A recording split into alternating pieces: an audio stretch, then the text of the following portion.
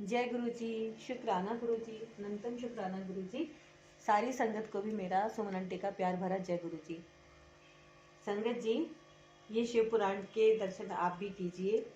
आज डे 3 है और पाठ करने जा रही हूँ मैं शिव पुराण का गुरु जी की आज्ञा से। गुरु जी, आप सारी संगत को जो भी शिव पुराण का पाठ सुन रहे हैं, कह रहे हैं, उनका कल्याण करना, ऐसी मैं अरदास करती हूँ। और संगत जी, आपसे भी एक रिक्वेस्ट है कि गुरुजी ब्लेसिंग कल्याण गीता चैनल को आप सब्सक्राइब जरूर कर लीजिए। अगर आपने कर लिया है तो आपका बहुत बहुत धन्यवाद। वीडियो को लाइक शेयर जरूर कीजिएगा, कमेंट में गुरुजी का शुक्राना जरूर कीजिएगा। और स्टार्ट करते हैं हम शिव पुराण डे 3। तो लेते हैं हम गुरुजी से आज्ञा और गणेश जी से भी आज्ञा, क्योंकि गणेश जी के बिना तो भाई कोई काम होता ही नहीं है। तो सबसे पहले सर्वप्रथम पूजनीय गणेश जी की जय, गणेश जी की जय, गणेश जी की जय। और शिव शंकर भगवान की जय, गौरी शंकर की जय, शिव परिवार की जय। हर हर महादेव, हर हर महादेव, हर हर महादेव। जय गुरु जी, शुक्राना गुरु जी, जय गुरु जी, शुक्राना गुरु जी, जय गुरु जी, शुक्राना गुरु जी। ओम नमः शिवाय, शिव जी सदा सहाय। ओम नमः शिवाय, गुरु जी सदा सहाय। ओम नमः शिवाय, शिव जी सदा सहाय। ओम नमः शिवाय, गुरु जी सदा सहाय। ओम नमः शिवाय, शिव जी सदा सहाय। ओम नमः शिवाय, गुरु जी सदा सहाय।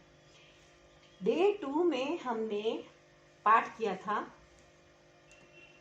लास्ट यहाँ पे छोड़ा था।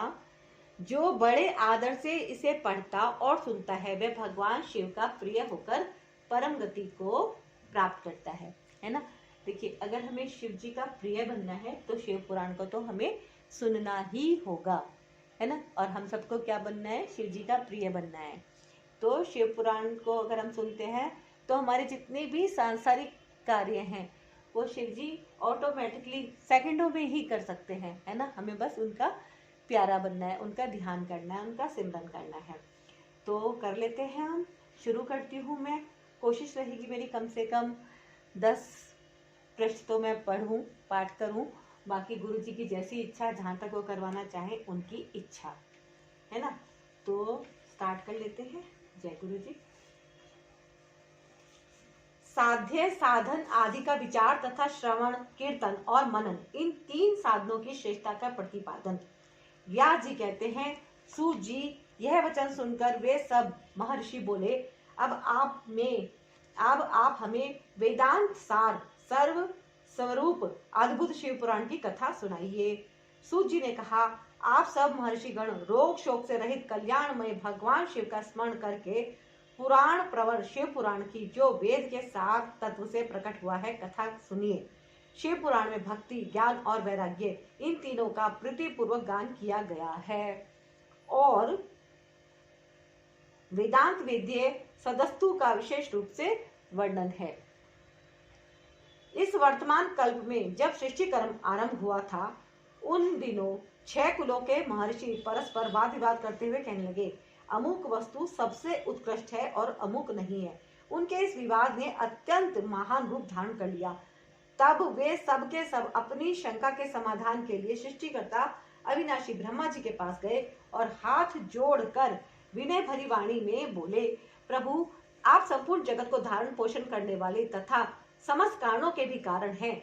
हम यह जानना चाहते हैं कि संपूर्ण तत्वों से परे परात्पर पुराण पुरुष कौन है। ब्रह्मा जी ने कहा, जहाँ से मन सहित वाणी उन्हें ना पाकर लौट आती है तथा जिनसे ब्रह्मा, विष्णु, रुद्र और इंद्र आदि से युक्त यह संपूर्ण जगत समस्त भूतों एवं इंद्रियों के साथ पहले प्रकट हुआ है, वे ही ये देव महादेव सर्वज्ञ एवं संपूर्ण जगत के स्वामी हैं। यही सबसे उत्कृष्ट हैं। भक्ति से ही इनका साक्षात्कार होता है, दूसरे किसी उपाय से कहीं इनका दर्शन नहीं होता। रुद्र, हरि, हर तथा अन्य देवेश्वर सदा उत्तम भक्ति भाव से उनका दर्शन करना चाहते हैं। भगवान शिव में भक्ति होने से मनुष्य संसार बंधन से मुक्त हो जाता है। देवता की कृपा प्रसाद से ही उनमें भक्ति होती है ना। मतलब कि शिव जी की इच्छा से ही हमारे अंदर भक्ति प्रकट होती है। अगर शिव जी नहीं चाहेंगे तो हमें भक्ति नहीं होगी, हम शिव पुराण का पाठ नहीं करेंगे, हम सुनेंगे भी नहीं। तो ये कृपा कहाँ से मिलती है हमें? हमारे ऊपर शिव जी से। मतलब हमने कुछ तो अच्छा कर्म करा ही होगा ना, जो हमारी भक्ति जागृत हुई है। जो ईश्वर ने हमें इतनी सोच तो दी कि हम इसका पाठ करें, और इतनी सोच तो दी हम इसका पाठ सुने। और इसीलिए आप भी ज़्यादा से ज़्यादा इसको जरूर शेयर कीजिएगा, ताकि सबके साथ ये ज़्यादा से ज़्यादा शेयर हो, ज़्यादा से ज़्यादा लोगों का कल्याण करे, है ना। इसमें भी अपना ही फायदा होता है। जब हम किसी को इस तरह के सत्कर्म में लगाते हैं तो भी कहीं ना कहीं ईश्वर उसे पुण्य कर्मों की गिनती में ही रखते हैं। जय गुरु जी। और भक्ति से देवता का कृपा प्रसाद प्राप्त होता है, ठीक उसी तरह जैसे यहाँ अंकुर से बीज और बीज से अंकुर पैदा होता है। इसलिए तुम सब ब्रह्म ऋषि भगवान शंकर का कृपा प्रसाद प्राप्त करने के लिए भूतल पर जाकर वहां सहस्त्रों वर्षों तक चालू रहने वाले एक विशाल यज्ञ का आयोजन करो। इन यज्ञपति भगवान शिव की ही कृपा से वेदोक्त विद्या के सारभूत साध्य साधन का ज्ञान होता है। शिव पद की प्राप्ति ही साध्य है, उनकी सेवा ही साधन है, तथा उनके प्रसाद से जो नित्य नैमित्तिक आदि फलों की ओर से निष्प्रह होता है वही साधक है। वेदोक्त कर्म का अनुष्ठान करके उसके महान फल को भगवान शिव के चरणों में समर्पित कर देना ही परमेश्वर पद की प्राप्ति होती है। वही सालोक्य आदि के कर्म से प्राप्त होने वाली मुक्ति है। उन पुरुषों की भक्ति के अनुसार उन सबको उत्कृष्ट फल की प्राप्ति होती है। इस भक्ति के साधन अनेक प्रकार के हैं, जिनका साक्षात महेश्वर ने ही प्रतिपादन किया है। उनमें से सारभूत साधन को संक्षिप्त करके मैं बता रहा हूँ। कान से भगवान के नाम गुण और लीलाओं का श्रवण, वाणी द्वारा उनका कीर्तन तथा मन के द्वारा उनका मनन, इन तीनों को महान साधन कहा गया है ना। मनन, श्रवण, कीर्तन, है ना। कीर्तन कैसे करते हैं? जो हम पाठ करते हैं, भजन करते हैं, जितना भी हम अपनी जीवा का प्रयोग करते हैं भगवान की भक्ति करने में, वो सब क्या आता है? कीर्तन। मन में जब हम भगवान का ध्यान करते हैं वो है मनन। और श्रवण क्या है? जब हम कोई कुछ भगवान की बातें कर रहा है, कोई पाठ हम सुन रहे हैं, तो वो क्या हो गया? श्रवण। तो ये हमारी ज्ञानेंद्रियां ही प्रभु की भक्ति से हमें जोड़ पाती हैं, प्रभु से हमें जोड़ पाती है, तभी हमें उनका साक्षात्कार होता है, उनकी कृपा हमारे ऊपर बरसती है। कई बार ऐसा होता है कि हम डायरेक्ट उनको नहीं देख रहे हैं, है ना। मैक्सिमम तो यही होता है किसको, और कई बार हम उन्हें डायरेक्ट भी देख लेते हैं। जैसे हम डायरेक्ट कैसे मानते हैं कि हमने डायरेक्ट देखा है? जब हम ज्योत में दर्शन कर रहे हैं, है ना, तो ज्योत के दर्शन भी हमारे जो है साक्षात ही होते हैं, है ना। बटरफ्लाई में देख लिया अगर हमने तो होता है जय गुरु जी। तो ये सब हमारे दर्शन होते हैं, है ना। और ये दर्शन हमें तब मिलते हैं जब हमारे थोड़े पुण्य कर्म जागृत होते हैं। जैसे गुरु जी दर्शन देते हैं, कैसे देते हैं? सपन में भी दर्शन देते हैं गुरु जी, है ना। कभी कभी बहुत फ्रेग्रेंस आती है तो वो क्या है? गुरु के दर्शन की, हाँ हमें हमारे घर में गुरु जी ने प्रवेश किया है। कई बार ओम लिखा हुआ जाता है। तो ये सब चीजें क्या है? ये सब हमारे मन की शक्ति से हम भगवान की शक्ति को अपनी ओर आकर्षित कर लेते हैं। तो संक्षिप्त उनमें से सारभूत साधन को संक्षिप्त करके मैं बता रहा हूँ। कान से भगवान के नाम गुण और लीलाओं का श्रवण करना है, वाणी द्वारा उनका कीर्तन तथा मन के द्वारा उनका मनन, इन तीनों को महान साधन कहा गया है। तात्पर्य है कि महेश्वर का श्रवण, कीर्तन और मनन करना चाहिए। यह श्रुति का वाक्य हम सबके लिए प्रमाणभूत है। इसी साधन से संपूर्ण मनोरथों की सिद्धि में लगे हुए आप लोग परम साध्य को प्राप्त हों। लोग प्रत्यक्ष वस्तु को आंख से देखकर उसमें प्रवृत्त होते हैं, परंतु जिस वस्तु का कहीं भी प्रत्यक्ष दर्शन नहीं होता उसे श्रवणेंद्रिय द्वारा जान सुनकर मनुष्य उसकी प्राप्ति के लिए चेष्टा करता है। अतः पहला साधन श्रवण ही है। जब हम किसी काम को करने की चेष्टा भी करते हैं, चेष्टा मतलब जब हम प्रयास करते हैं, तो भगवान को उससे भी बहुत तृप्ति होती है अंदर ही अंदर कि हाँ मेरा ये भक्त मुझे प्रसन्न करने की चेष्टा तो कर रहा है ना। क्योंकि कम से कम चेष्टा करने से भी वो प्रसन्न इसलिए हो जाते हैं कि कम से कम ये कुछ कर तो रहा है, ये तो नहीं कि बिल्कुल ही भगवान का ध्यान कर ही नहीं रहा है, ये ईश्वर को मानता ही नहीं है, नास्तिक प्रवृत्ति का है।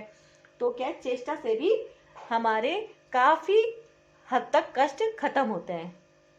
हमें भगवान का, अब हम ये शिव पुराण का पाठ कर रहे हैं तो ये क्या है? भगवान को प्रसन्न करने का एक प्रयास है, यानी कि एक चेष्टा है ना।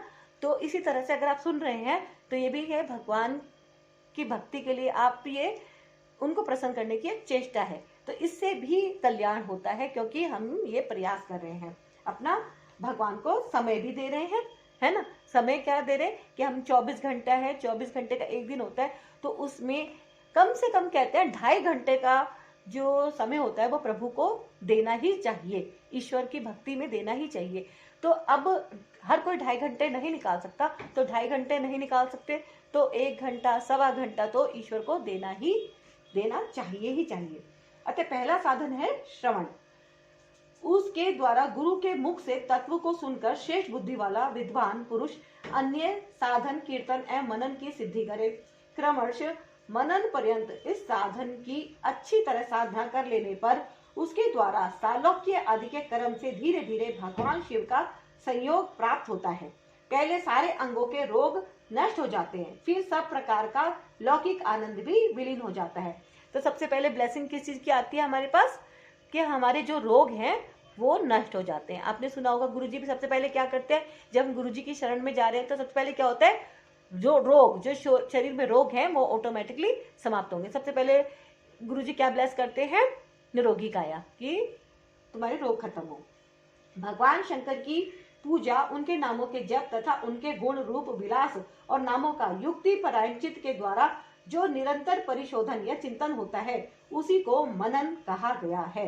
वह महेश्वर की कृपा दृष्टि से उपलब्ध होता है, उसे समस्त श्रेष्ठ साधनों में प्रधान या प्रमुख कहा गया है। अब हमारे दिल में अगर भगवान का नाम जपने की इच्छा जागृत होती है तो इसका मतलब क्या है, कहीं ना कहीं हमें भगवान ने अपनी शरण में वास्तव में ले लिया है, तभी हमारे अंदर ये प्रेरणा जागृत हो रही है कि अब हम भगवान का नाम रिपीटली ले, है ना।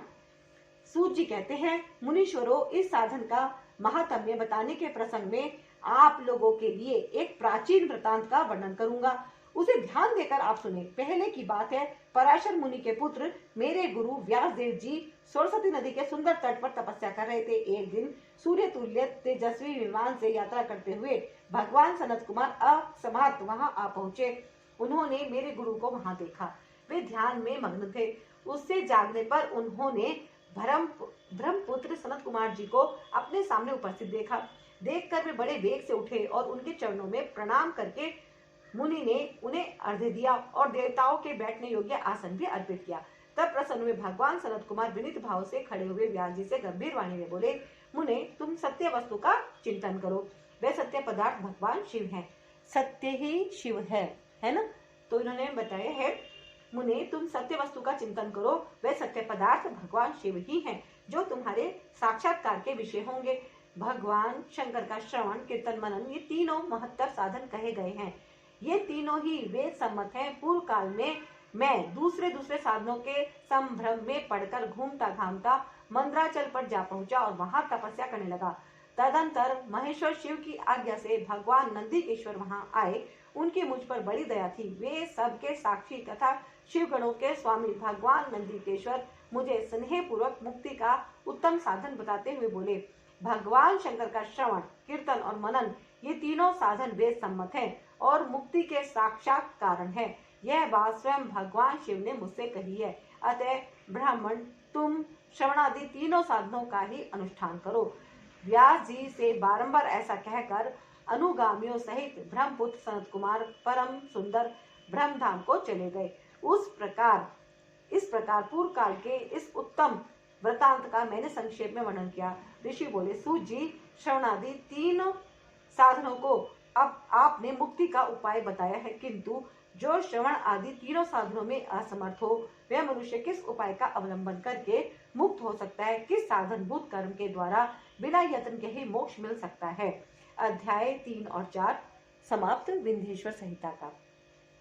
बोलो शिव शंकर भगवान की जय, गौरी शंकर की जय, शिव परिवार की जय। हर हर महादेव, हर हर महादेव, हर हर महादेव। जय गुरु जी, शुक्राना गुरु जी, जय गुरु जी, शुक्राना गुरु जी, जय गुरु जी, शुक्राना गुरु जी। ओम नमः शिवाय, शिव जी सदा सहाय। ओम नमः शिवाय, गुरु जी सदा सहाय। ओम नमः शिवाय, शिव जी सदा सहाय। ओम नमः शिवाय, गुरु जी सदा सहाय। ओम नमः शिवाय, शिव जी सदा सहाय। ओम नमः शिवाय, गुरु जी सदा सहाय। भगवान शिव के लिंग एवं साकार विग्रह की पूजा के रहस्य तथा महत्व का वर्णन। अब यहाँ पे ये एक्सप्लेन कर रहे हैं कि जो भगवान शिव का जो शिवलिंग होता है वो और साकार रूप जो है उसमें से हमें किसकी पूजा करनी चाहिए। तो सूत जी कहते हैं, शौनक, जो श्रवण कीर्तन और मनन इन तीनों साधनों के अनुष्ठान में समर्थ ना हो, वह भगवान शंकर के लिंग एवं मूर्ति की स्थापना करके नित्य उसकी पूजा करे तो संसार सागर से पार हो सकता है। वंचना अथवा छल ना करते हुए अपनी शक्ति के अनुसार धन राशि ले जाए और उसे शिवलिंग अथवा शिव मूर्ति की सेवा के लिए अर्पित कर दे।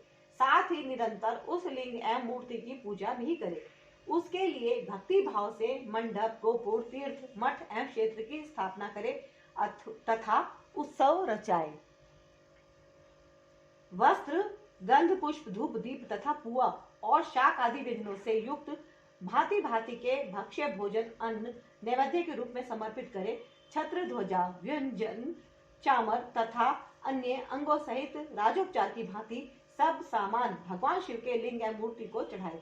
प्रदक्षिणा, नमस्कार तथा यथाशक्ति जप करे। आह्वान से लेकर विसर्जन तक सारा कार्य प्रतिदिन भक्ति भाव से संपन्न करे।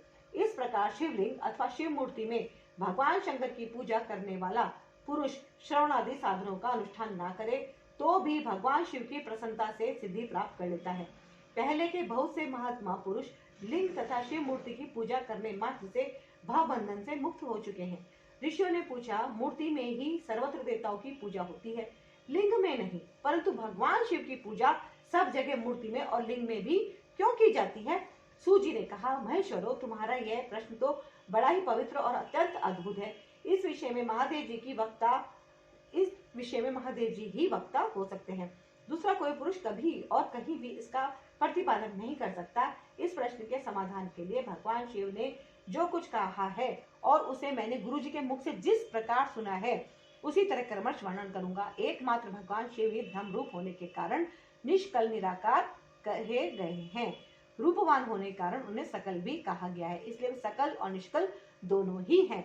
शिव के निष्कल निराकार होने के कारण ही उनका पूजा का आधारभूत लिंग भी निराकार ही प्राप्त हुआ है। अब इन्होंने शिवलिंग को कैसे करा है? क्योंकि शिव जी भगवान जो है सर्वज्ञ है, सब जगह है, तो वो निराकार हैं, उनका कोई आकार नहीं है, इसलिए शिवलिंग की पूजा को बताया गया है कि वो निराकार स्वरूप का प्रतीक है। शिवलिंग अर्थात शिवलिंग शिव के निराकार स्वरूप का प्रतीक है। इसी तरह शिव के सकल या साकार होने के कारण उनकी पूजा का आधारभूत विग्रह साकार प्राप्त होता है, अर्थात शिव का साकार विग्रह उनके साकार स्वरूप का प्रतीक होता है। सकल और अकल समस्त अंग आकार सहित साकार और अंग आकार से सर्वथा रहित निराकार रूप होने से ही वे ब्रह्म शब्द से कहे जाने वाले परमात्मा हैं। यही कारण है कि सब लोग लिंग निराकार और मूर्ति साकार दोनों में ही सदा भगवान शिव की पूजा करते हैं। शिव से भिन्न जो दूसरे देवता हैं वे साक्षात ब्रह्म नहीं हैं, इसलिए कहीं भी उनके लिए निराकार लिंग नहीं उपलब्ध होता। पूर्व काल में बुद्धिमान ब्रह्मपुत्र सनत कुमार मुनि ने मंदराचल पर नंदिकेश्वर से इसी प्रकार का प्रश्न किया था। सनत कुमार जी बोले, भगवान शिव से भिन्न जो देवता हैं उन सब की पूजा के लिए सर्वत्र प्राय वेर मूर्ति मात्र ही अधिक संख्या में देखा और सुना जाता है। केवल भगवान शिव की ही पूजा में लिंग और वेर दोनों का उपयोग देखने में आता है। अतः कल्याणमय नंदिकेश्वर, इस विषय में जो तत्व की बात हो उसे मुझे इस प्रकार बताइए जिससे अच्छी तरह समझ में आ जाए। नंदिकेश्वर जी ने कहा, निष्पाप ब्रह्म कुमार, आपके इस प्रश्न का हम जैसे लोगों के द्वारा कोई उत्तर नहीं दिया जा सकता, क्योंकि यह गोपनीय विषय है और लिंग साक्षात ब्रह्म का प्रतीक है। तथापि आप शिव भक्त हैं, इसलिए इस विषय में भगवान शिव ने जो कुछ बताया है उसे ही आपके समक्ष कहता हूँ। भगवान शिव ब्रह्म स्वरूप और निष्कल निराकार हैं, इसलिए उन्हीं की पूजा में निष्कल लिंग का उपयोग होता है। संपूर्ण वेदों का यही मत है।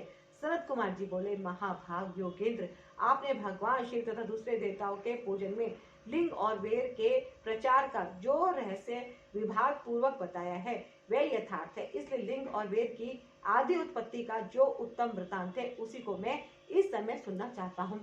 लिंग के प्रकटे का रहस्य सूचित करने वाला प्रसंग मुझे सुनाइए। इसके उत्तर में नंदिकेश्वर ने भगवान महादेव जी के निष्कल स्वरूप लिंग के आविर्भाव का प्रसंग सुनाना आरंभ किया। उन्होंने ब्रह्मा तथा विष्णु के विवाह, देवताओं की व्याकुलता एवं चिंता, देवताओं का दिव्य कैलाश शिखर पर गमन, उनके द्वारा चंद्रशेखर महादेव का सतवन, देवताओं से प्रेरित हुए महादेव जी का ब्रह्म और विष्णु के विवाद स्थल में आगमन तथा दोनों के बीच में निष्कल आदि अंतरहित भीषण अग्नि स्तंभ के रूप में उनका आविर्भाव आदि प्रसंगों की कथा कही। तदंतर श्री ब्रह्मा और विष्णु दोनों के द्वारा उस ज्योतिर्मय स्तंभ की ऊंचाई और गहराई का था लेने की चेष्टा एवं केतकी पुष्प के शाप वरदान आदि के प्रसंग भी सुनाए। तो जो अग्नि स्तंभ प्रकट हुआ था, अब उसके बारे में जानकारी दी जा रही है। जय हो शिव शंकर भगवान की, जय गौरी शंकर भगवान की, शिव परिवार की जय। हर हर महादेव, हर हर महादेव, हर हर महादेव। जय गुरु जी, शुक्राना गुरु जी, जय गुरु जी, शुक्राना गुरु जी, जय गुरु शुक्राना गुरु जी। ओम नमः शिवाय, शिव जी सदा साय, नमः गुरु जी सदा साय। ओम नमः शिवाय, शिव जी सदा साय, नमः गुरु जी सदा साय, नमः शिव जी सदा साय, नमः गुरु जी सदा साय। आगे महेश्वर का ब्रह्मा और विष्णु को अपने निष्कल और सकल स्वरूप का परिचय देते हुए लिंग पूजन का महत्व बताना। नंदीकेश्वर जी कहते हैं, तदंतर वे दोनों ब्रह्मा और विष्णु भगवान शंकर को प्रणाम करके दोनों हाथ जोड़कर उनके दाएं बाएं भाग में चुपचाप खड़े हो गए। फिर उन्होंने वहां साक्षात प्रकट पूजनीय महादेव जी को श्रेष्ठ आसन पर स्थापित करके पवित्र पुरुष वस्तुओं द्वारा उनका पूजन किया। दीर्घ काल तक अविकृत भाव से सुस्थिर रहने वाली वस्तुओं को पुरुष वस्तु कहते हैं।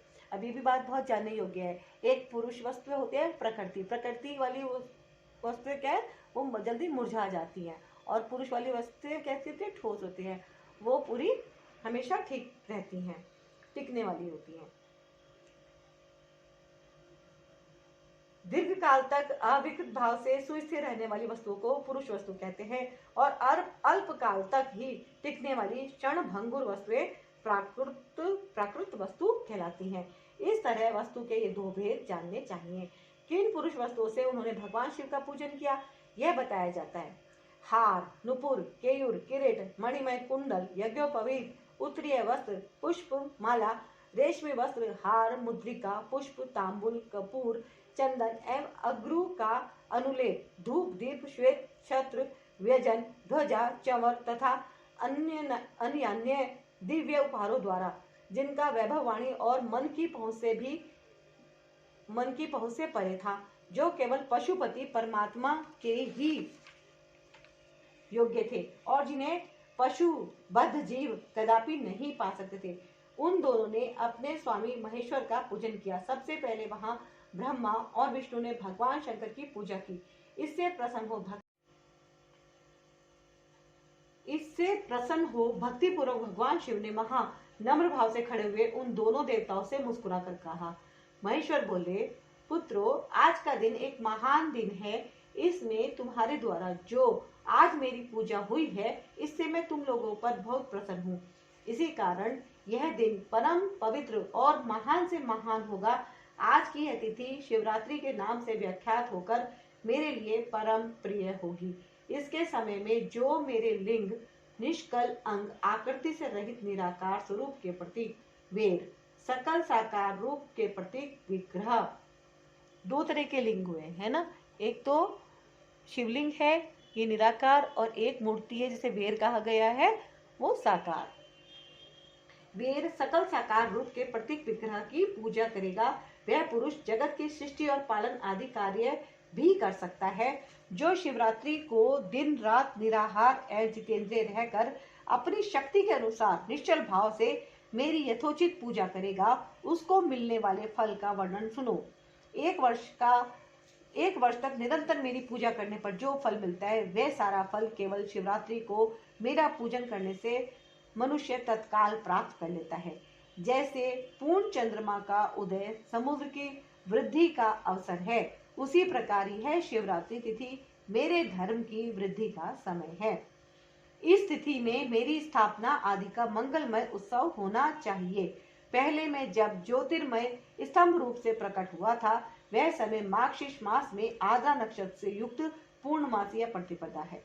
जो पुरुष मार्गशीर्ष मास में आद्रा नक्षत्र होने पर पार्वती सहित मेरा दर्शन करता है अथवा मेरी मूर्ति या लिंग की ही झांकी करता है, वह मेरे लिए कार्तिकेय से भी अधिक प्रिय है। उस शुभ दिन को मेरे दर्शन मात्र से पूरा फल प्राप्त होता है।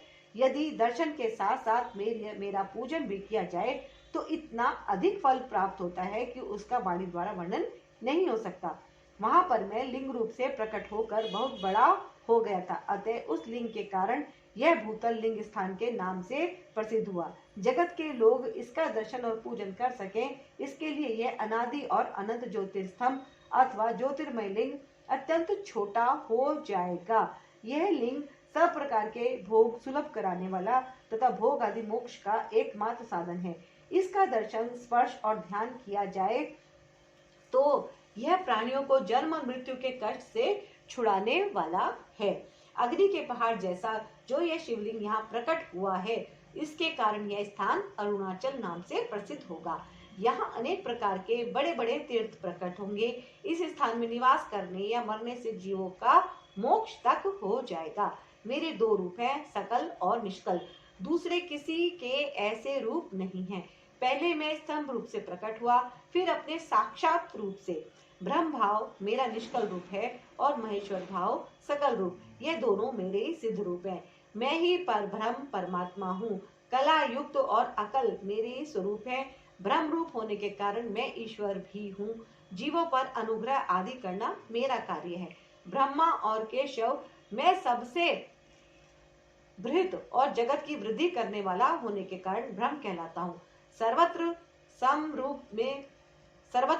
रूप से स्थित और व्यापक होने से मैं ही सबका आत्मा हूँ।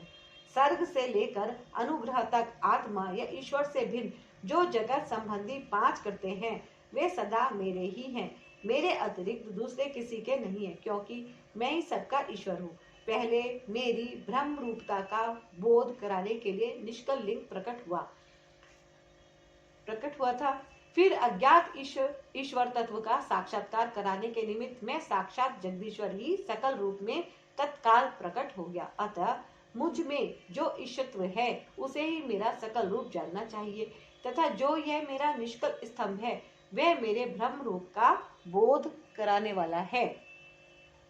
यह मेरा ही लिंग चिन्ह है। तुम दोनों प्रतिदिन यहाँ रहकर इसका पूजन करो। यह मेरा ही स्वरूप है और मेरे सामीप्य की प्राप्ति कराने वाला है। लिंग और लिंगी में नित्य अभेद होने के कारण मेरे इस लिंग का महान पुरुषों को भी पूजन करना चाहिए।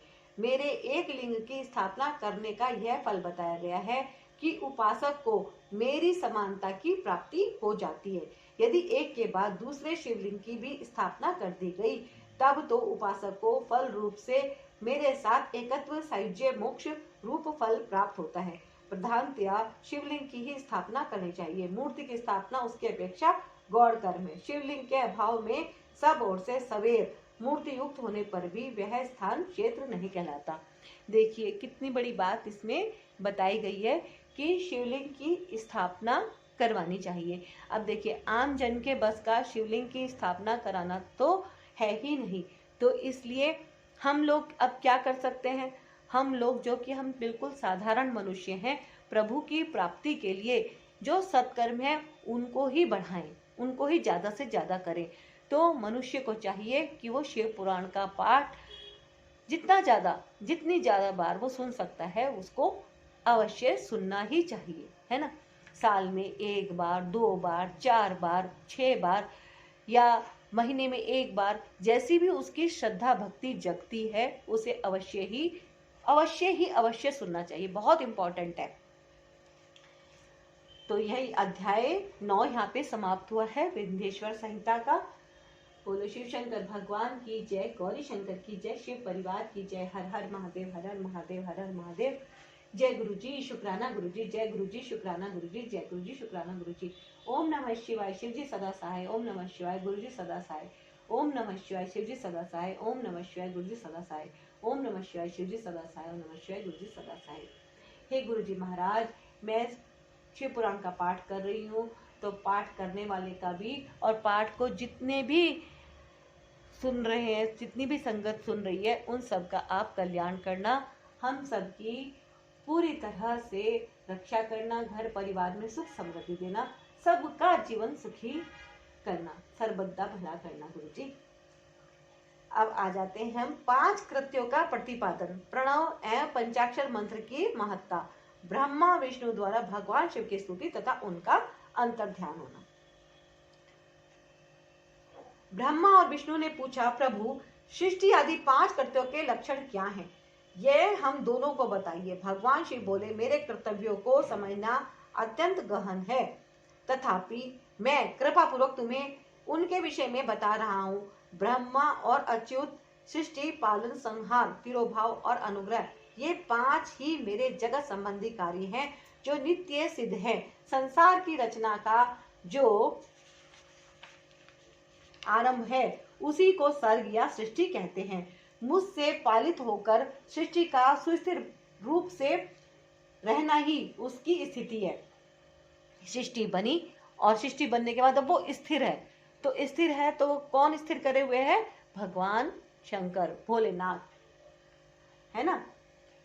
उसी को सर्ग या सृष्टि कहते हैं। मुझसे पालित होकर सृष्टि का सुस्थिर रूप से रहना ही उसकी स्थिति है। उसका विनाश ही संहार है।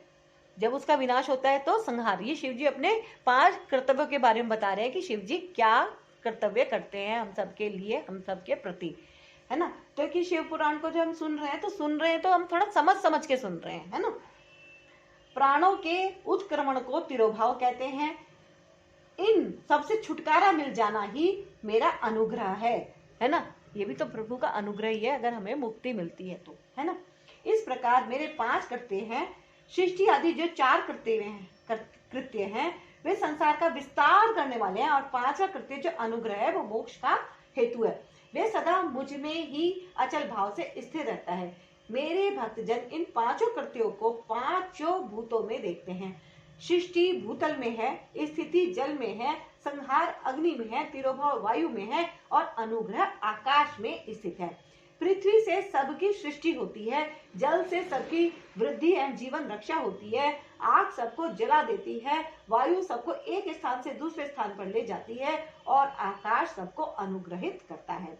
विद्वान पुरुषों को यह विषय इसी रूप में जानना चाहिए। इन 5 कृत्यों का भार वहन करने के लिए ही मेरे 5 मुख हैं। 4 दिशाओं में 4 मुख हैं और इनके बीच में 5वां मुख है। पुत्रों, तुम दोनों ने तपस्या करके प्रसन्न हुए मुझ परमेश्वर से सृष्टि और स्थिति नामक 2 कृत्य प्राप्त किए हैं। 2 कृत्य किसने प्राप्त किए हैं? विष्णु भगवान और ब्रह्मा जी ने। ये दोनों तुम्हें बहुत प्रिय हैं। इसी प्रकार मेरी विभूति स्वरूप रुद्र और महेश्वर में 2 अन्य उत्तम कृत्य संहार और तिरोभाव मुझसे प्राप्त किए हैं, परंतु अनुग्रह नामक कृत्य दूसरा कोई नहीं पा सकता। रुद्र और महेश्वर अपने कर्म को भूले नहीं है, इसलिए मैंने उनके लिए अपनी समानता प्रदान की है। वे रूप, वेश, कृत्य, वाहन, आसन और आयुध आदि में मेरे समान ही हैं। मैंने पूर्व काल में अपने स्वरूपभूत मंत्र का उपदेश किया है, जो ओंकार के रूप में प्रसिद्ध है। वह महामंगलकारी मंत्र है। सबसे पहले मेरे मुख से ओंकार ओम प्रकट हुआ, जो मेरे स्वरूप का बोध कराने वाला है। ओंकार वाचक है और मैं वाच्य हूँ। यह मंत्र मेरा स्वरूप ही है। प्रतिदिन ओंकार का निरंतर स्मरण करने से मेरा ही सदा स्मरण होता है। मेरे उत्तरवर्ती मुख से अकार का, पश्चिम मुख से उकार का, दक्षिण मुख से मकार का, पूर्ववर्ती मुख से बिंदु का तथा मध्यवर्ती मुख से नाद का प्रकटय हुआ। इसी प्रकार 5 अवयवों से युक्त ओंकार का विस्तार हुआ। इन सभी अवयवों से एकीभूत होकर वह प्रणव ओम नामक एक अक्षर हो गया। यह नाम रूपात्मक सारा जगत तथा वेद उत्पन्न स्त्री पुरुष वर्ग रूप दोनों कुल इस प्रणव मंत्र से व्याप्त है। यह मंत्र शिव और शक्ति दोनों का बोधक है। इसी से पंचाक्षर मंत्र की उत्पत्ति हुई है। जो मेरे सकल रूप का बोधक है वह अकारादि क्रम से और मकारादि क्रम से क्रमश प्रकाश में आया। ओम नमः शिवाय यह पंचाक्षर मंत्र है। इस पंचाक्षर मंत्र से मात्र का वर्ण प्रकट हुए हैं जो 5 भेद वाले हैं। उसी से शिरो मंत्र सहित त्रिपदा गायत्री का प्रकट हुआ। उस गायत्री से संपूर्ण वेद प्रकट हुए और उन वेदों से करोड़ों मंत्र निकलते हैं, है ना। क्या तो कैसे हुआ, इसको हम एक बार दोबारा से पढ़ते हैं, समझते हैं। इस पंचाक्षर मंत्र जो ये ओम नमः शिवाय मंत्र है, इस पंचाक्षर मंत्र से मात्र का वर्ण प्रकट हुआ जो 5 भेद वाले हैं। उसी से शिरो मंत्र सहित त्रिपदा गायत्री का प्रकट हुआ। उस गायत्री से संपूर्ण वेद प्रकट हुए और उन वेदों से फिर करोड़ों मंत्र निकले हैं। उन मंत्रों से भिन्न भिन्न कार्यों की सिद्धि होती है, परंतु इस प्रणव एवं पंचाक्षर से संपूर्ण मनोरथों की सिद्धि होती है। कितनी बड़ी बात इन्होंने समझा दी है बहुत शॉर्ट में, कि इन मंत्रों से ही वेद बने और फिर वेदों से ही करोड़ों मंत्र बने, और उन करोड़ों मंत्र से भी कई गुना शक्तिशाली क्या है, ये ओम मंत्र है ना, और फिर उससे भी शक्तिशाली क्या हुआ, ओम नमः शिवाय। तो ये बहुत शक्तिशाली मंत्र है जिससे संपूर्ण मनोरथों की प्राप्ति होती है, परंतु इस प्रणव एवं पंचाक्षर से संपूर्ण मनोरथों की सिद्धि होती है। इस मंत्र समुदाय से भोग और मोक्ष दोनों सिद्ध होते हैं। मेरे सकल स्वरूप से संबंध रखने वाले सभी मंत्र साक्षात भोग प्रदान करने वाले और शुभ कारक मोक्ष प्रद हैं। नंदीकेश्वर कहते हैं, तदंतर जगदम्बा पार्वती के साथ बैठे हुए गुरुवर महादेव जी ने उत्तराभिमुख बैठे हुए ब्रह्मा और विष्णु को पर्दा करने वाले वस्त्र से आच्छादित करके उनके मस्तक पर अपना कर कमल रखकर धीरे धीरे उच्चारण करके उन्हें उत्तम मंत्र का उपदेश दिया। मंत्र तंत्र में बताई हुई विधि के पालन पूर्वक 3 बार मंत्र का उच्चारण करके भगवान शिव ने उन दोनों शिष्यों को मंत्र की दीक्षा दी। फिर उन शिष्यों ने गुरु दक्षिणा के रूप में अपने आप को ही समर्पित कर दिया और दोनों हाथ जोड़कर उनके समीप खड़े हो उन देवेश्वर जगत गुरु का सत्वन किया। ब्रह्मा और विष्णु बोले, प्रभु आप निष्कल रूप हैं, आपको नमस्कार है। आप निष्कल तेज से प्रकाशित होते हैं, आपको नमस्कार है। आप सबके स्वामी हैं, आपको नमस्कार है। आप सर्वात्मा को नमस्कार है, अथवा सकल स्वरूप आप महेश्वर को नमस्कार है। आप प्रणव के वाच्यार्थ हैं, आपको नमस्कार है। आप प्रणव लिंग वाले हैं, आपको नमस्कार है। सृष्टि पालन संहार तिरोभाव और अनुग्रह करने वाले आपको नमस्कार है। आपके 5 मुख हैं, आप परमेश्वर को नमस्कार है। पंच ब्रह्म स्वरूप 5 कृत्य वाले आपको नमस्कार है। आप सबके आत्मा है, ब्रह्मा है। आपके गुण और शक्तियां अनंत है, आपको नमस्कार है। आपके सकल और निष्कल 2 रूप हैं, आप सदगुरु एवं शंभु हैं, आपको नमस्कार है। इन पद्यों द्वारा अपने गुरु महेश्वर की स्तुति करके ब्रह्मा और विष्णु ने उनके चरणों में प्रणाम किया। महेश्वर बोले, आद्रा नक्षत्र से युक्त चतुर्दशी को प्रणव का जप किया जाए तो वह अक्षय फल देने वाला होता है। सूर्य की संक्रांति से युक्त महा आद्रा नक्षत्र में एक बार किया हुआ प्रणव जप कोटि गुने जप का फल देता है। मृगशिरा नक्षत्र का अंतिम भाग तथा पुनर्वसु का आदि भाग पूजा होम और तर्पण आदि के लिए सदा आद्रा के समान ही होता है।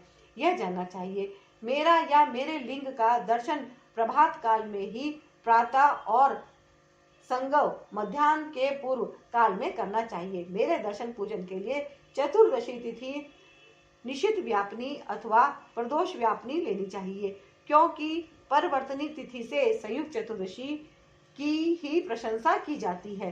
पूजा करने वालों के लिए मेरी मूर्ति तथा लिंग दोनों समान है, फिर भी मूर्ति की अपेक्षा लिंग का स्थान ऊंचा है। इसलिए मुमुक्षु पुरुषों को चाहिए कि वे मूर्ति से भी श्रेष्ठ समझकर लिंग का ही पूजन करें। क्या कहा है प्रभु ने कि शिवलिंग की पूजा ज्यादा श्रेष्ठ है। मूर्ति पूजा भी बताई है, शिवलिंग की पूजा भी बताई है, लेकिन श्रेष्ठ किसको बताया है, शिवलिंग को, क्योंकि वो निराकार है ना। लिंग का ओंकार मंत्र से और वेर का पंचाक्षर मंत्र से पूजन करना चाहिए। इन्होंने ये भी क्लियर करा है कि लिंग का जो पूजन होगा वो ओंकार मंत्र से करना चाहिए और वेर का पंचाक्षर मंत्र से पूजन करना चाहिए। शिवलिंग की स्वयं ही स्थापना करके अथवा दूसरों से भी स्थापना करवाकर उत्तम द्रवमय उपचारों से पूजा करनी चाहिए। इससे मेरा पद सुलभ हो जाता है। इस प्रकार उन दोनों शिष्यों को उपदेश देकर भगवान शिव वहीं अंतर्ध्यान हो गए। तो इसके साथ ही समाप्त हो गया है अध्याय 10। विंध्येश्वर संहिता का अध्याय 10 समाप्त हुआ। बोलो, आप सब भी बोलो, है ना। बोलो शिव शंकर भगवान की जय, गौरी शंकर की जय, शिव परिवार की जय। हर हर महादेव, हर हर महादेव, हर हर महादेव। जय गुरु जी, शुक्राना गुरु जी, जय गुरु जी, शुक्राना गुरु जी, जय गुरु जी, शुक्राना गुरु जी। ओम नमः शिवाय, शिव जी सदा सहाय। ओम नमः शिवाय, गुरु जी सदा सहाय। ओम नमः शिवाय, शिव जी सदा सहाय। ओम नमः शिवाय, गुरु जी सदा सहाय। ओम नमः शिवाय। शिव जी सदा साहब नमः, गुरु जी सदा साहब। हे गुरु जी, मैं सबके लिए अरदास करती हूँ, अपने लिए भी और जितने भी सब्सक्राइबर हैं, जो भी इस शिव पुराण को सुन रहे हैं, श्रवण कर रहे हैं, उन सब के आप सभी कष्ट समाप्त कर देना। हे गुरु जी, ये जो शिव पुराण हम सभी सुन रहे हैं, पाठ कर रहे हैं, श्रवण कर रहे हैं, हम सबको ये फलित हो, हमारी सबकी मनोकामनाएं पूर्ण हो, मनोवांछित फल की प्राप्ति हो, ऐसी हम पर अपनी कृपा करना। जय गुरु जी, सर्वदा भला करना। तो अब आ गए हैं हम शिवलिंग की स्थापना, उसके लक्षण और पूजन की विधि का वर्णन तथा शिव पद की प्राप्ति कराने वाले सत्कर्मों का विवेचन। ऋषियों ने पूछा, सूत जी, शिवलिंग की स्थापना कैसे करनी चाहिए, उसका लक्षण क्या है तथा उसकी पूजा कैसे करनी चाहिए, किस देश काल में करनी चाहिए और किस द्रव्य के द्वारा उसका निर्माण होना चाहिए। सूत जी ने कहा, महर्षियों, मैं तुम लोगों के लिए इस विषय का वर्णन करता हूँ, ध्यान देकर सुनो और समझो। अनुकूल एवं शुभ समय में किसी पवित्र तीर्थ में, नदी आदि के तट पर अपनी रुचि के अनुसार ऐसी जगह शिवलिंग की स्थापना करनी चाहिए जहाँ नित्य पूजन हो सके। पार्थिव द्रव्य से, जलमय द्रव्य से अथवा तेजस पदार्थ से अपनी रुचि के अनुसार कल्पोक्त लक्षणों से युक्त शिवलिंग का निर्माण करके उसकी पूजा करने से उपासक को उस पूजन का पूरा पूरा फल प्राप्त होता है। संपूर्ण शुभ लक्षणों से युक्त शिवलिंग की यदि पूजा की जाए तो वह तत्काल पूजा का फल देने वाला होता है। यदि चल प्रतिष्ठा करनी हो तो इसके लिए छोटा सा शिवलिंग अथवा विग्रह श्रेष्ठ माना जाता है, और यदि अचल प्रतिष्ठा करनी हो तो स्थूल शिवलिंग अथवा विग्रह अच्छा माना गया है। उत्तम लक्षणों से युक्त शिवलिंग की पीठ सहित स्थापना करनी चाहिए। शिवलिंग का पीठ मंडलाकार, गोल, चौकोर, त्रिकोण अथवा खाट के पाए की भांति ऊपर नीचे मोटा और बीच में पतला होना चाहिए। ऐसा लिंगापीठ महान फल देने वाला होता है। पहले मिट्टी से, प्रस्तर आदि से अथवा लोहे आदि से शिवलिंग का निर्माण करना चाहिए। जिस द्रव्य से शिवलिंग का निर्माण हो उसी से उसका पीठ भी बनाना चाहिए। यही स्थावर अचल प्रतिष्ठा वाले शिवलिंग की विशेष बात है। चल प्रतिष्ठा वाले शिवलिंग में भी लिंग और पीठ का एक ही उपादान होना चाहिए, किंतु बाण लिंग के लिए यह नियम नहीं है। लिंग की लंबाई निर्माणकर्ता या स्थापना करने वाले यजमान के 12 अंगुल के बराबर होनी चाहिए। ऐसे ही शिवलिंग को उत्तम कहा गया है। इससे कम लंबाई हो तो फल में कमी आ जाती है, अधिक हो तो कोई दोष की बात नहीं है। चरलिंग में भी वैसा ही नियम है। उसकी लंबाई कम से कम कर्ता के 1 उंगल के बराबर होनी चाहिए। उससे छोटा होने पर अल्प फल मिलता है, किंतु उससे अधिक होना दोष की बात नहीं है। यजमान को चाहिए कि वह पहले शिल्प शास्त्र के अनुसार एक विमान या देवालय बनवाए जो देवगणों की मूर्तियों से अलंकृत हो। उसका गर्भगृह बहुत ही सुंदर, सुदृढ़ और दर्पण के समान स्वच्छ हो। उसे 9 प्रकार के रत्नों से विभूषित किया गया हो। उसमें पूर्व और पश्चिम दिशा में 2 मुख्य द्वार हो। जहाँ शिवलिंग की स्थापना करनी हो उस स्थान में गर्त में नीलम, लाल वैदूर्य, श्याम, मरकत, मोती, मूंगा, गोमेद और हीरा, इन 9 रत्नों को तथा अन्य महत्वपूर्ण द्रव्य को वैदिक मंत्रों के साथ छोड़ें। सद्योजात आदि 5 वैदिक मंत्रों द्वारा शिवलिंग का 5 स्थानों में क्रमश पूजन करके अग्नि में हवश्य की अनेक आहुतियां दें और परिवार सहित मेरी पूजा करके गुरु स्वरूप आचार्य को धन से तथा भाई बंधुओं को मन चाही वस्तुओं से संतुष्ट करें। याचकों को जड़, स्वर्ण, ग्रह एवं भू संपत्ति तथा चेतन गौ आदि वैभव प्रदान करें। स्थावर जंगम सभी जीवों को यत्न पूर्वक संतुष्ट करके एक गड्ढे में स्वर्ण तथा 9 प्रकार के रत्न भरकर सद्योजातादि वैदिक मंत्रों का उच्चारण करके परम कल्याणकारी महादेव जी का ध्यान करें। तत्पश्चात नाद घोष से युक्त महामंत्र ओंकार ओम का उच्चारण करके उक्त गड्ढे में शिवलिंग की स्थापना करके उसे पीठ से संयुक्त करें। इस प्रकार पीठ युक्त लिंग की स्थापना करके उसे नित्य लेप, दीर्घ काल तक टिके रहने वाले मसाले से जोड़कर स्थिर करें। इसी प्रकार वहां परम सुंदर वेर मूर्ति की भी स्थापना करनी चाहिए। सारांश यह है कि भूमि संस्कार आदि की सारी विधि जैसी लिंग प्रतिष्ठा के लिए कही गई है वैसी ही लिंग प्रतिष्ठा के लिए करनी चाहिए। वैसी वेर मूर्ति प्रतिष्ठा के लिए भी समझनी चाहिए। अंतर इतना ही है कि लिंग प्रतिष्ठा के लिए प्रणव मंत्र के उच्चारण का विधान है, परंतु वेर की प्रतिष्ठा पंचाक्षर मंत्र से करनी चाहिए। क्या बताया डिफरेंस थोड़ा सा, कि लिंग में ओम का उच्चारण करना है और जो मूर्ति है उसमें ओम नमः शिवाय का उच्चारण करना है, परंतु वेद की प्रतिष्ठा पंचाक्षर मंत्र से करनी चाहिए। जहाँ लिंग की प्रतिष्ठा हुई है वहां भी उत्सव के लिए बाहर सवारी निकालने आदि के निमित्त वेर मूर्ति को रखना आवश्यक है। वेर को बाहर से भी लिया जा सकता है, उसे गुरुजनों से ग्रहण करें। बाहरी वेर वही लेने योग्य है जो साधु पुरुषों द्वारा पूजित हो। इस प्रकार लिंग में और वेर में भी की हुई महादेव जी की पूजा शिव पद प्रदान करने वाली होती है। स्थावर और जंगम के भेद से लिंग भी दो प्रकार का कहा गया है। वृक्ष लता आदि को स्थावर लिंग कहते हैं और कृमि कीट आदि को जंगम लिंग। स्थावर लिंग की सींचने आदि के द्वारा सेवा करनी चाहिए और जंगम लिंग को आहार एवं जल आदि देकर तृप्त करना चाहिए। उन स्थावर जंगम जीवों को सुख पहुंचाने में अनुरक्त होना चाहिए। उन स्थावर जंगम जीवों को सुख पहुंचाने में अनुरक्त होना भगवान शिव का पूजन है, ऐसा विद्वान पुरुष मानते हैं। यों चराचर जीवों को भी भगवान शंकर के प्रतीक मानकर उनका पूजन करना चाहिए। इस तरह महालिंग की स्थापना करके विविध उपचारों द्वारा उसका पूजन करें।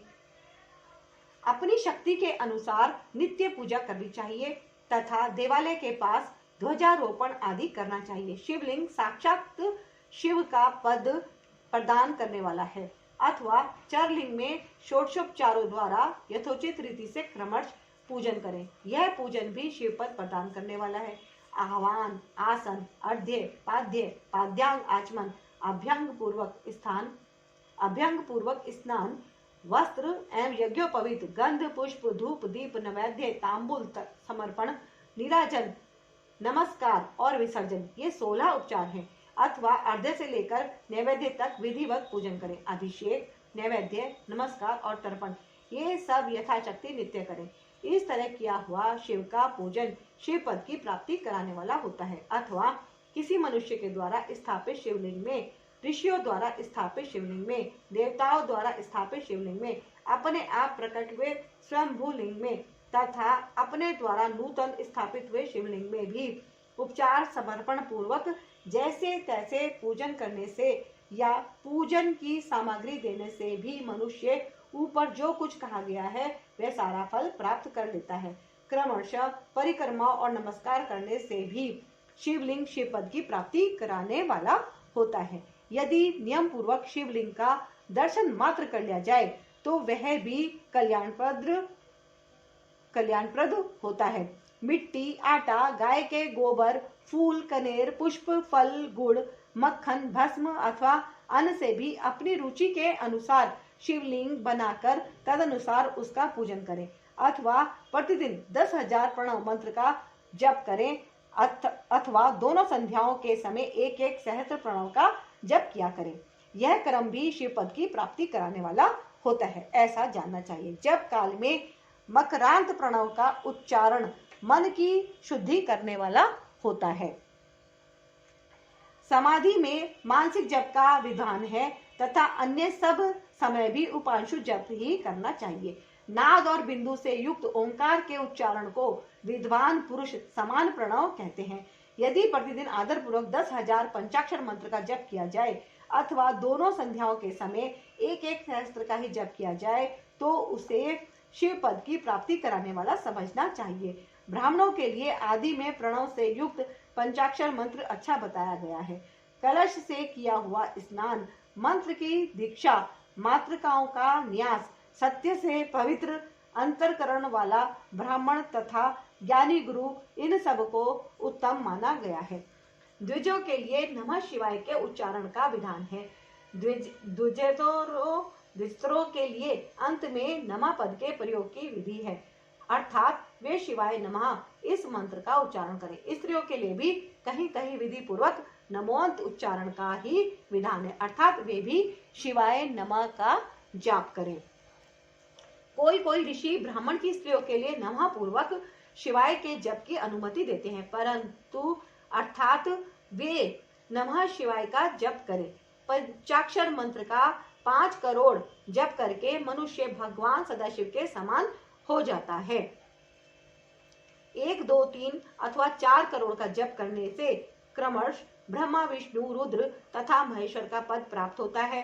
अथवा मंत्र में जितने अक्षर हैं उनका पृथक पृथक 1-1 लाख जप करें, अथवा समस्त अक्षरों का एक साथ ही जितने अक्षर हो उतने लाख जप करें। इस तरह के जप को शिव पद की प्राप्ति कराने वाला समझना चाहिए। यदि 1000 दिनों में प्रतिदिन 1 सहस्त्र जप के क्रम से पंचाक्षर मंत्र का 10 लाख जप पूरा कर लिया जाए और प्रतिदिन ब्राह्मण भोजन कराया जाए तो उस मंत्र से अभिष्ट कार्य की सिद्धि होने लगती है। ब्राह्मण को चाहिए कि वह प्रतिदिन प्रातःकाल 1008 बार गायत्री का जप करे। ऐसा होने पर गायत्री क्रमश शिव का पद प्रदान करने वाली होती है। वेद मंत्रों और वैदिक सूक्तों का भी नियम पूर्वक जप करना चाहिए। वेदों का पारायण भी शिव पद की प्राप्ति कराने वाला है, ऐसा जानना चाहिए। अन्य जो बहुत से मंत्र हैं उनका भी जितने अक्षर हो उतने लाख जप करें। इस प्रकार जो यथाशक्ति जप करता है वह क्रमश शिव पद मोक्ष प्राप्त कर लेता है। अपनी रुचि के अनुसार किसी एक मंत्र को अपनाकर मृत्यु पर्यंत प्रतिदिन उसका जप करना चाहिए, अथवा ओम ओम इस मंत्र का प्रतिदिन 1 सहस्त्र जप करना चाहिए। ऐसा करने पर भगवान शिव की आज्ञा से संपूर्ण मंत्रों की सिद्धि होती है। जो मनुष्य भगवान शिव के लिए फुलवाड़ी या बगीचे आदि लगाता है तथा शिव के सेवा कार्य के लिए मंदिर में झाड़ने बुहारने आदि की व्यवस्था करता है, वे इस पुण्य कर्म को करके शिव पद प्राप्त कर लेता है। तो बताया ना यहाँ पे सेवा है ना, सेवा करने से भी हमारे बहुत सारे कष्ट स्वतः ही समाप्त हो जाते हैं। इस पुण्य कर्म को करके शिव पद प्राप्त कर लेता है। भगवान शिव के जो काशी आदि क्षेत्र हैं उनमें भक्ति पूर्वक नित्य निवास करें। वह जड़ चेतन सभी को भोग और मोक्ष देने वाला होता है। अतः विद्वान पुरुष को भगवान शिव के क्षेत्र में आमरण निवास करना चाहिए। पुण्य क्षेत्र में स्थित बावड़ी, कुआं और पोखरे आदि को शिव गंगा समझना चाहिए। भगवान शिव का ऐसा ही वचन है। वहां स्नान, दान और जप करके मनुष्य भगवान शिव को प्राप्त कर लेता है। अतः मृत्यु पर्यंत शिव के क्षेत्र का आश्रय लेकर रहना चाहिए। जो शिव के क्षेत्र में अपने किसी मृत संबंधी का दाह, दशा, मासिक श्राद्ध, सपिंडीकरण अथवा वार्षिक श्राद्ध करता है, अथवा कभी भी शिव के क्षेत्र में अपने पितरों को पिंड देता है, वह तत्काल सब पापों से मुक्त हो जाता है और अंत में शिव पद पाता है। अथवा शिव के क्षेत्र में 7, 5 दिन या एक ही रात निवास कर लें। ऐसा करने से भी मनुष्य शिव पद की प्राप्ति कर लेता है। अथवा शिव के क्षेत्र में 7, 5 दिन या एक ही रात निवास कर लें। ऐसा करने से भी क्रमश शिव पद की प्राप्ति होती है। लोक में अपने अपने वर्ण के अनुरूप सदाचार का पालन करने से भी मनुष्य शिव पद को प्राप्त कर लेता है। वर्णानुकूल आचरण से तथा भक्ति भाव से वह अपने सत्कर्म का अतिशय फल पाता है। कामना पूर्वक किए हुए अपने कर्म के अभिष्ट फल को शीघ्र ही पा लेता है। निष्काम भाव से किया हुआ सारा कर्म साक्षात शिव पद की प्राप्ति करने वाला होता है। दिन के 3 विभाग होते हैं, प्रातः, मध्याह्न और सायं। इन तीनों में क्रमश एक एक प्रकार के कर्म का संपादन किया जाता है। प्रातः काल को शास्त्र विहित नित्य कर्म के अनुष्ठान का समय जानना चाहिए। मध्याह्न काल सकाम कर्म के लिए उपयोगी है तथा सायंकाल शांति कर्म के लिए उपयुक्त है, ऐसा जानना चाहिए। इसी प्रकार रात्रि में भी समय का विभाजन किया गया है। रात्रि के 4 प्रहरों में से जो बीच के 2 प्रहर हैं उन्हें निशित काल कहा गया है। विशेषता उसी काल में की हुई भगवान शिव की पूजा अभिष्ट फल को देने वाली होती है। ऐसा जानकर कर्म करने वाला मनुष्य यथोक्त फल का भागी होता है। विशेषता कलयुग में कर्म से ही फल की सिद्धि होती है। अपने किसी भी कर्म के द्वारा शिव आराधना करने वाला पुरुष यदि सदाचारी है और पाप से डरता है तो वह उन कर्मों का पूरा फल अवश्य प्राप्त कर लेता है। ऋषियों ने कहा, सूत जी, पुण्य क्षेत्र कौन कौन से हैं जिनका आश्रय लेकर सभी स्त्री पुरुष शिव पद प्राप्त कर लें? यह हमें संक्षेप में समझाइए, यह हमें संक्षेप में बताइए। तो ये अध्याय 11 अब हमारा समाप्त हुआ। गुरु जी की कृपा से हमने 11 अध्याय का पाठ किया और आप सभी ने इसका श्रवण किया। जिसने भी श्रवण किया है, गुरु जी से अरदास करती हूँ कि गुरु जी सबकी इच्छा पूर्ण करना, सबका कल्याण करना, सबके शत्रुओं को खत्म कर देना, किसी के साथ किसी की कोई शत्रुता ना रहे, सब मिल के रहे, सबका जीवन सुखमय हो, सबका मंगल हो, सबका कल्याण करना गुरु जी, ऐसी मैं आपसे प्रार्थना करती हूँ। तो संगत जी, अब हम लेते हैं गुरु जी से आज्ञा। ओम नमः शिवाय, शिव जी सदा साहब नमः शिवाय, गुरु जी सदा साहब नमः शिवाय, शिव जी सदा साहब, गुरु जी सदा साहब, ओम नमः शिवाय, शिव जी सदा साहब नमः शिवाय, गुरु जी सदा साहब। जय गुरु जी, शुक्राना गुरु जी, जय गुरु जी, शुक्राना गुरु जी, जय गुरु जी, शुक्राना गुरु जी। अब जय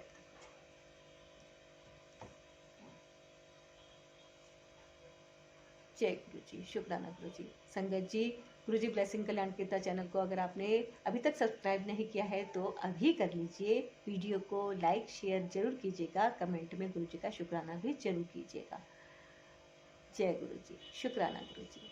और अगर आपने चैनल को सब्सक्राइब कर लिया है तो आपका बहुत बहुत बहुत धन्यवाद। जय गुरु जी।